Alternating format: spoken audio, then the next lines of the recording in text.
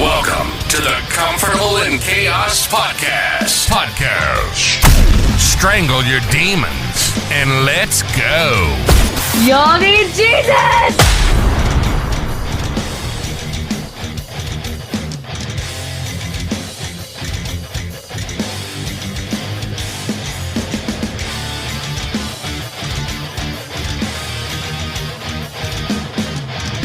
There's something happening here, but what it is ain't exactly clear.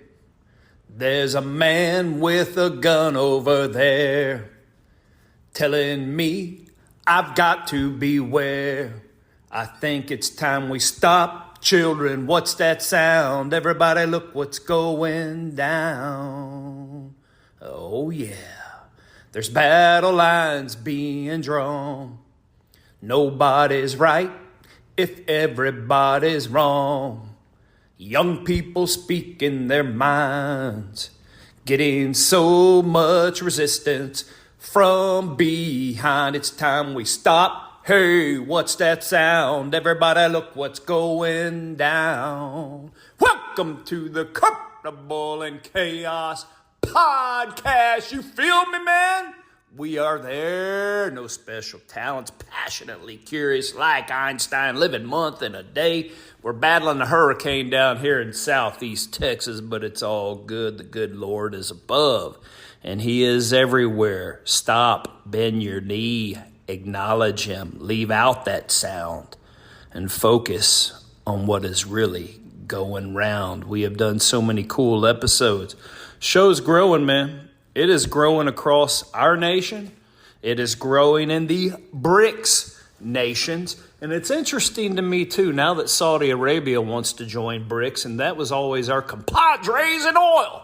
But finally they said, hey, you American, you gave us the infrastructure, but we're tired of your bureaucratic BS. And that's why we went ahead and helped you with that 9/11 and sent, I think, 15 of those 19 hijackers from our great Wahhabi land. And we tore some shit up, didn't we? The interesting thing is now that Saudi has officially ventured away from us, now CBS is releasing a story that Saudi Arabia actually was involved in 9/11. Why didn't we hear that before? I guess when the money and the pipeline's going, it's all good. Everyone's working together. Government-controlled media. CBS is definitely an arm of our government. So we never heard one damn word. But now they're doing a story on the 9/11 hijackers. Then I was coming across a little snippet from the Joe Rogan show. I did not know the guest's name. And other than the short, I did not go to that episode. It was like episode 2153, something crazy like that. But he was talking about Gaddafi and Libya.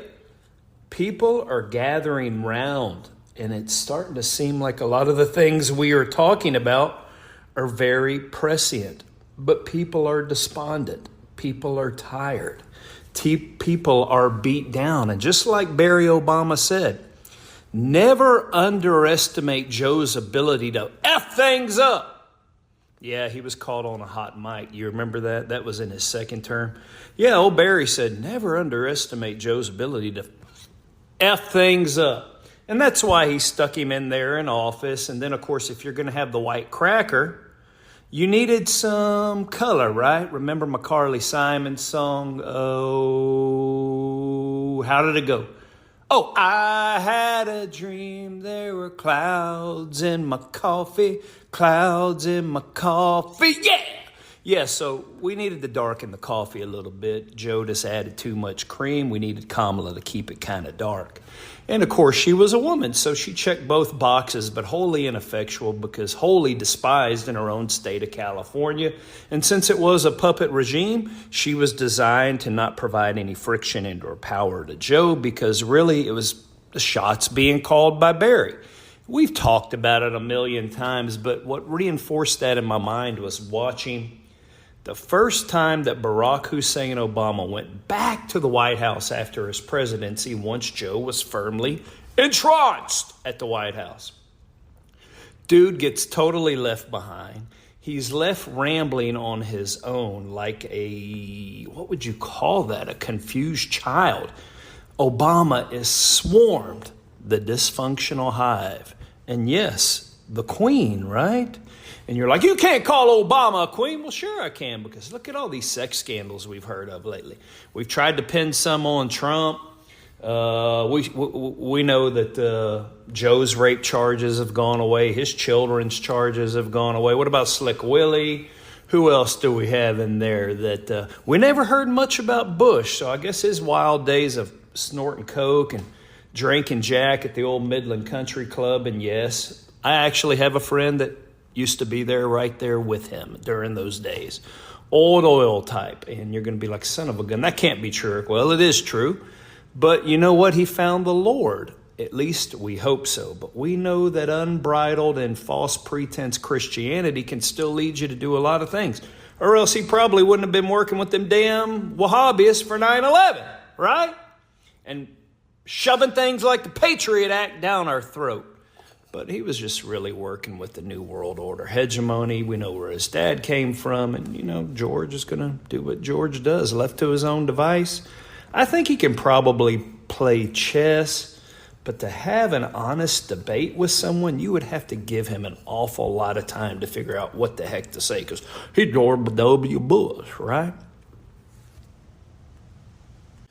But anyways, I digress. We never heard of a sexual scandal of any nature for the second Bush presidency. So kudos to him. I appreciate him looking after Laura, and I hope, in fact, that was the case. I bet the early years or 20 years of their marriage were pretty arduous for that young lady. But all that notwithstanding, I'm going to tell you the reason you have never had a sexual scandal mentioned with President Barack Hussein Obama. That's because Barack Hussein Obama doesn't like women. So there was never a threat. Nothing to titillate him with. In fact, it went on the other side of the spectrum. And everyone disavowed the Larry Sinclair, who actually Tucker Carlson interviewed, found him completely plausible and credible. And you have heard me do an episode way back when I went after one of Barack's boys, who had been given the contract by that man himself. And then I had Rahm Emanuel's attorney threaten me. And you don't think if you run in those circles and you're chasing one of his boys, and I decimated that mofo, that you don't hear what really happened on the South Side when old Barack was actually agitating? Well, he was agitating, he was getting agitated, and it wasn't by women, it was by men.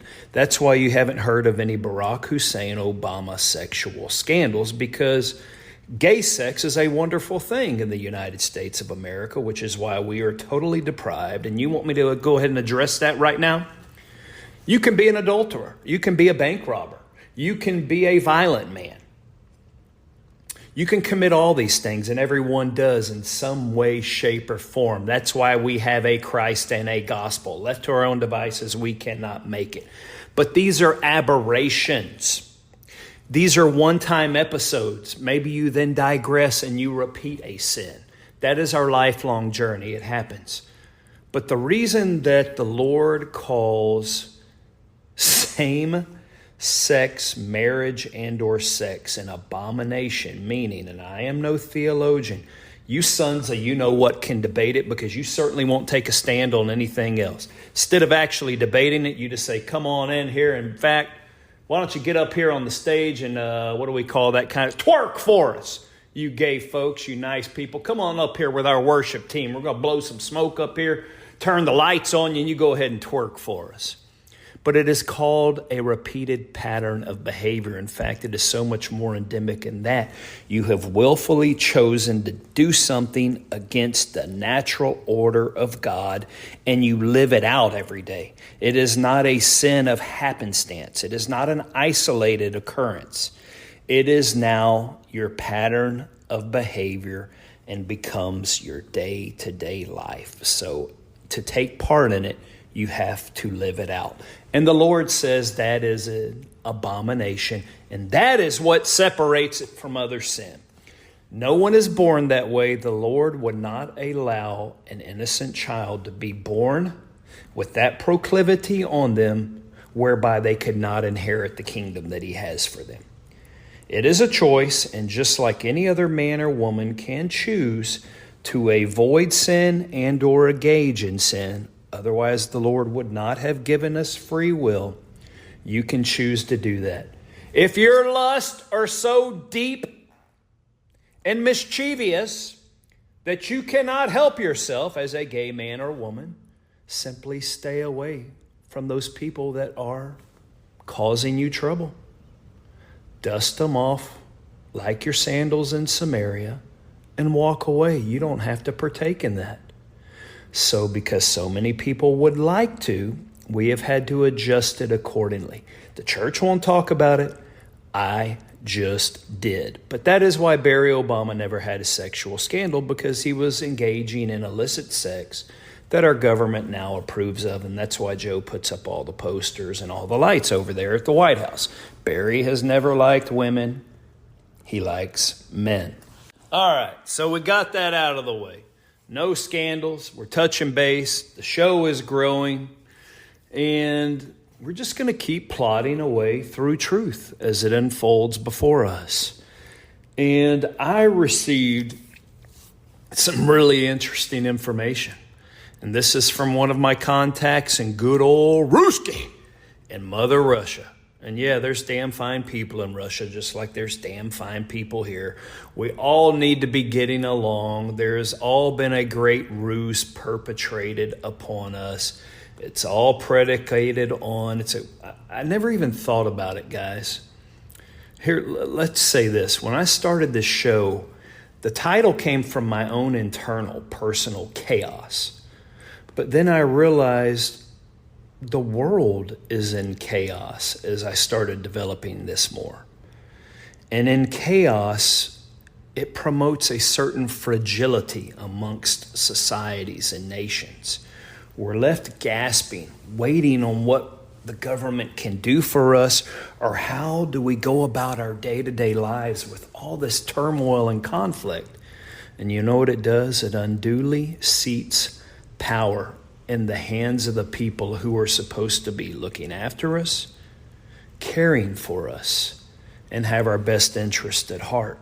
But the chaos and the constancy of the chaos is how they go about controlling us in their quest for power, greed, and honestly, worldwide dominion.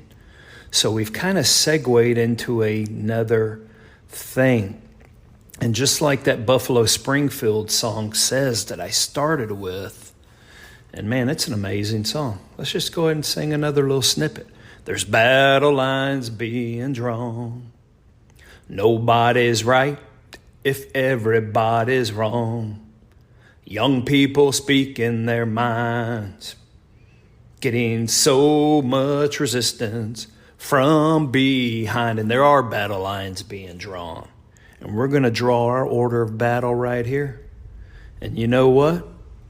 If they don't like it, well, come. I have nothing to lose. And when we get to that point, in our weakness, Christ will show his strength. We have nothing else that we can lose. So we feel weak in our flesh. But in our weakness, his perfected strength, which is perfect, can be made whole. That is our relationship with the Lord. How about that? So you don't have to worry about what the song says. And I'm in a singing mood due to this hurricane. So paranoia strikes deep. Into your life it will creep. It starts when you're always afraid. Step out of line, the men come and take you away. That's where we're living today, men, is it not? They want us paranoid. They want our psyches indelibly altered, and they can do with us what they will. And for the most part, they already are. Unless we go forward with messages like this, talk about it, and grab these sons of bitches by the nuts. And they're such cowards and weaklings, we don't even have to get to their nuts. Let's beat them supernaturally. Let's beat them in the mind. I mean, Joe and Barry and Hillary and all of those guys, they were definitely beat in the mind. Well, they certainly didn't want to be exposed in the light. And that, in their sinister brains, was a reflection of exposure. So they had to take action. Basically, when Joe was ushered in as president, before Ukraine ever got kicked off, and this comes directly to me last night from a source both in the UK and a friend of mine in Russia. And I think earlier in the episode I said, hey, I have Russian friends. Yeah, I damn sure do. We're going to even have more, just like I'm going to have even more American friends. And we're all going to unite at some point. We're going to cut all this bullshit out. It's unneeded. If a country needs something from another country, go talk to the people over there and work something out. That's called an actual trade agreement. You don't end up like we are at the ports, all of our ports in the nation. And we have the fourth largest port where I'm from in military tonnage. But did you know, as far as computerized crane infrastructure in the largest ports in America, first, our largest ports are in no comparison to the ports in China. They handle much more tonnage, they handle much more volume, they work much more efficiently. We are very far behind them. Therefore, we utilize their technology and their cranes here at our American ports. But Joe's such a dumbass and Barry's such a dumbass that the cries now are that, oh, China, China, China, we got to make... So he's got to look tough. He's got to put some tariffs on Chinese cranes. Now all the port administrators here in the U.S. are saying, Joe, we need your help. We can't abide by these things. We need this technology. We need their know-how. Guys, not only in port infrastructure, our maritime transport, our defense technology. Where are most of the electric vehicles made, since we're all greenie weenies now? Where are all the components coming from? China. China has us by the balls. Now they're talking tough, where in fact before it started with Clinton, the Chinese were sleeping in the Lincoln bedroom. Joe's been coddled up to their nuts for how long and taking how much money, and now you want to look like a tough guy? Place a tariff on him? Well, guess what? You want to enforce that? They'll shut our ass down everywhere around this damn country. We are so inextricably woven together, you cannot make a departure. Thank you, United States foreign policy. Thank you for allowing foxes in the hen house to be so jacked up that there is no delineation between all these people. I guess globalism is a real thing. Damn, man. I'm already short on time. Where did I want to go with this episode? I had to mention that I did a quick one on betrayal. That was yesterday's. And I wanted to expand upon that today, but I got into free flowing, man, just like Tom Petty sang. Free falling. And really on that episode of Betrayal, I just had those songs by Carly Simon going in my head, right? You're so vain. Then we had I haven't got time for the pain. And no one can sing songs like that unless they've been betrayed. Was it James Taylor? I don't know. He got out of the asylum, started penning those hits, tried to hitch with Carly. It didn't work out. Was she talking about him? I don't know. But going back to my sources, and boy, am I going round and round. They said that, of course, they're both NATO countries. Both the UK and the United States are the leaders of NATO. The reason there is always the need to expand NATO is so that you can always have a housed or closed border country that is a member nation, whereby you can use, let's say, Lithuania, let's say Estonia, let's say Ukraine. And then you can set that up to launder money. You can put a biolab in there. You can run kids. You can run drugs. You can tie in with Epstein and give a conduit for that. You can literally do whatever you want. You can organ harvest. And if anyone says different or pokes their nose, well, guess what? The G7 countries and the NATO countries will rally support, cover it up, and let happen what will. And the UK, meaning MI6, already knew everything about Joe's proclivities over there and the Clintons' proclivities over there. Moreover, they already hated Russia. It was the perfect concoction. So even though we had some hawkish that wanted this, meaning elected officials in Washington. We had some discerning people in Washington that said they said absolutely not. And so UK, if you remember, right after the special mission operation, special military operation, I mean, Putin went in very tentatively. He went in just simply to say, do you see me now? Can we wrap this up and negotiate and make sure that NATO membership will never occur? They had a peace agreement on the table in Turkey. And who comes over there but Boris Johnson from the UK and says, absolutely not, Zelensky, you're not signing it. And it was the UK who told Joe Biden, even though that there was some reticence to do this, they're like, we know everything about you, Joe. And that means we know everything about the Clintons. We know everything that Barry allowed you to play with, and you are going to do this. So slapstick and slap shot, UK, United States joined hips, and there had to be a war fomented. Not so much for Putin, but to hide what they had been doing. And they are willing to kill millions instead of being exposed. And for you, the American people, to be that much warier. So that is what my two sources told me. I was asking some questions about Zelensky. Where in the hell did this guy come from? And I'll save that information for another day. But I said, give me your opinion on how it all shook out. And this is what those two told me. I just gave you an encapsulation. So before we depart for the day, man, if you like this content, and I am sure you do, rate my show. You can do it on iTunes real easy. Spotify has the same thing. I'm not sure how iHeart lets you tap it and rate it. It's real easy to do. Just pop the finger on there. Write me a review. Send me some correspondence. I love hearing from you guys. I was able to a bunch last week, which was great. And of course, we cannot forget our show sponsor, oldcountrysoap.com. OLDE, old as in old school. Oldcountrysoap.com. Handmade, hand-cut soap right here in America that's cured for a month. It's made of coconut oil, bentonite clay to help remove impurities from the skin to get you a supple, clean feeling. You can use it in the place of shampoo. It's the most cost-effective artisan soap you will ever buy, and it works amazing. Use the promo code CHAOS20, and Elon will give you 20% off.